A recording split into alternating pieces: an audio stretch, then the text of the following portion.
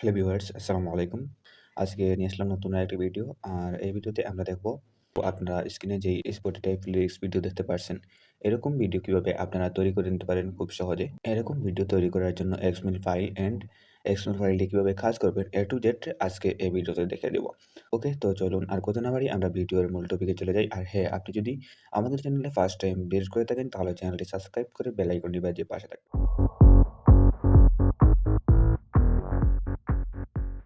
ওকে, so আমরা video description থেকে XML ফাইলটা Elite Motion অ্যাপস এড করে নিব। এড করার পর আমরা Elite Motion অ্যাপসটি ওপেন করে নিব। Elite Motion অ্যাপস ওপেন করার পর আমাদের সামনে এরকম একটা ইন্টারফেস শো হবে। সো এখান থেকে তো আমরা প্রথমে একটা নিউ প্রজেক্ট নিয়ে নিব। এটার সাইজ YouTube সাইজ সিলেক্ট করে নিব। রেজোলিউশন 1080 ফ্রেম রেট 30 এর ব্যাকগ্রাউন্ড লাগলে আমরা ক্রিয়েট প্রজেক্টে চাপ দিব। সো এবার আমরা যেটা করব এখান থেকে আপনার যেই মিউজিকটা দিয়ে আপনার লিরিক্স ভিডিও তৈরি করবেন সেই মিউজিকটা এখানে প্রথম এড করে নিবেন। ওকে।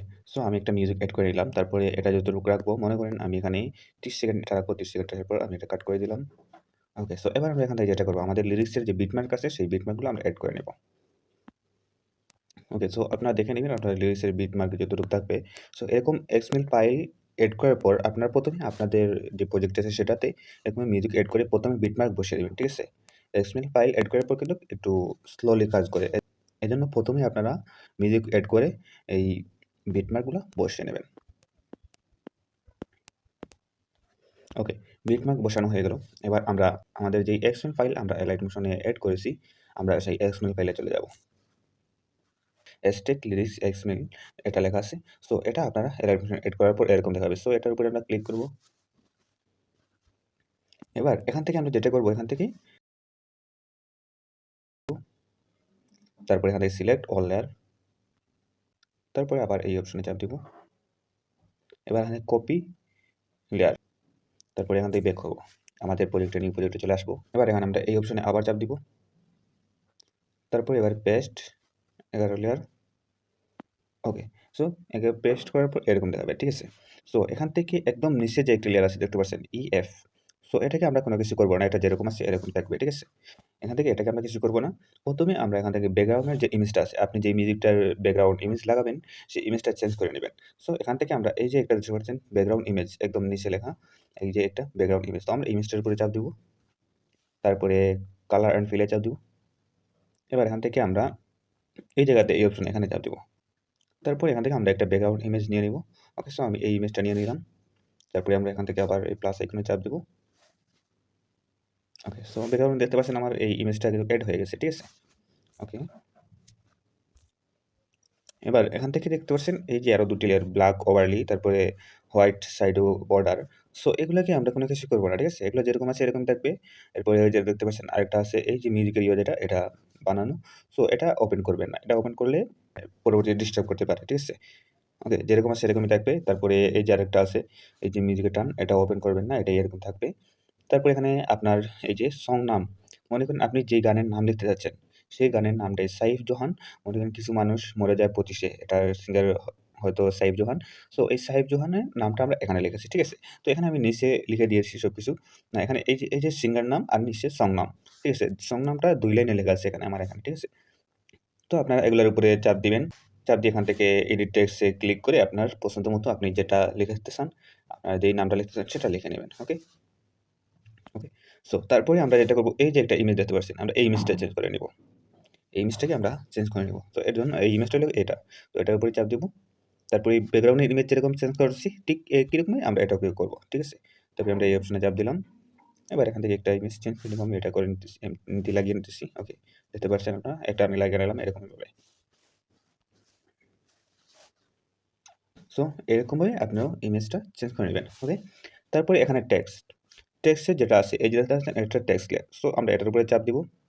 তারপরে এই অপশনে চাপ দিব। এবার এখান থেকে কপি লেয়ার, তারপরে আমরা এখান থেকে এটাকে ডিলিট করে দিব। ওকে, একদম প্রথমে চলে আসবো। আবার এই অপশনে চাপ দেব, পেস্ট লেয়ার। ওকে, সো এবার আমাদের বিটম্যাপে চলে আসবো। তারপরে আমরা লিস্টের উপরে চাপ দেব। এই টাইমিং স্পিড এটা চলে আসবো। এবার আমরা এখান থেকে এই অপশনে চাপ দিব। তো এটা একদম পারফেক্টলি হয়ে গেল, ঠিক আছে? তো ঠিক একই রকমভাবে এই লিস্টে প্রথমে কপি করে নেবেন, তারপরে সবগুলোতে পেস্ট করে দিবেন। পেস্ট করে এরকমভাবে টাইমিং স্পিড কমিয়ে নেবেন, তাহলে হয়ে যাবে, ঠিক আছে? তো এরকমভাবে আপনার লিরিক্স যতটা থাকবে সবগুলো এরকমভাবে আপনি পেস্ট করে দিয়ে টাইমিং স্পিড বাড়িয়ে নেবেন, ঠিক আছে? তারপর এখান থেকে আমাদের যেটা করতে হবে, এই লিরিক্সের প্রতিটা লিরিক্সের আলাদা, আলাদা শব্দ আছে। সো সেগুলো আপনার চেঞ্জ করে নিবেন, ঠিক আছে? তো আমার এখানে তো কিছু মানুষ মরে যায় এটা লেখা আছে 25 এ। সো আপনারা এগুলোকে কাট করে দিয়ে অন্যটা লিখে নিবেন।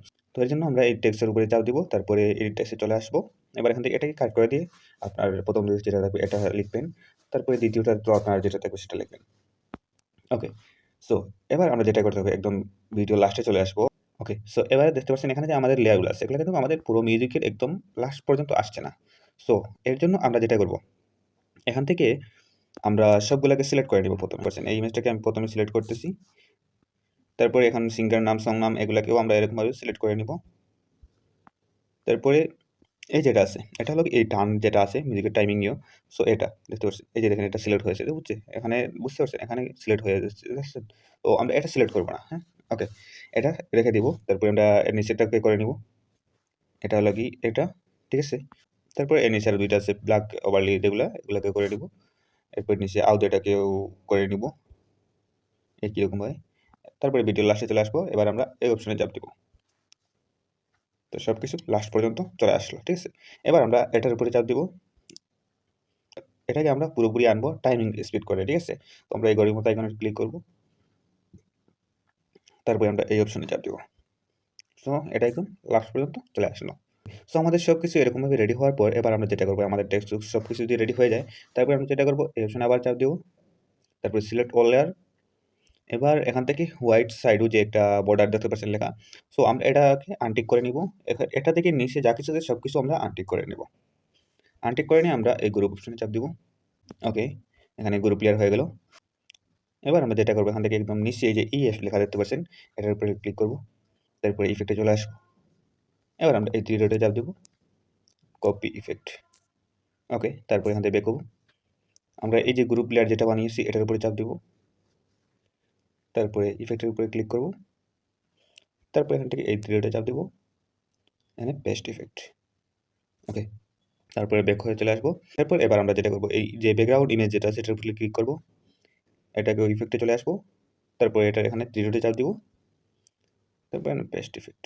এই দুটো ইফেক্টকে এখানে পেস্ট করে দেবো, ঠিক আছে? সো এবার যদি আমরা এখান থেকে একটু অ্যাপ্লাই করি, দেখতে পাচ্ছেন আমাদের শুরুতে যেরকম এরকম হচ্ছে, শুধু এখানে একটা কাজ রয়েছে, এই যে বর্ডার যেটা আছে হোয়াইট সাইডও বর্ডার, এটার উপরেও চাপ দেবো, ইফেক্টে চলে যাব, গিয়ে আমরা এই ইফেক্টগুলো পেস্ট করে দেবো, ঠিক আছে? তো একদম পারফেক্টলি হয়ে যাবে। ওকে, সো দেখেন এবার দেখতে পাচ্ছেন একদম প্রথমে আমরা যেরকম দেখছিলাম ঠিক সেরকমই কিন্তু হয়ে গেছে। ওকে, সো আশা করি বুঝতে পারছেন কীভাবে এই এক্সএমএল ফাইলটা দিয়ে আপনারা কাজ করবেন। ওকে, সো সবাই ভালো থাকবেন।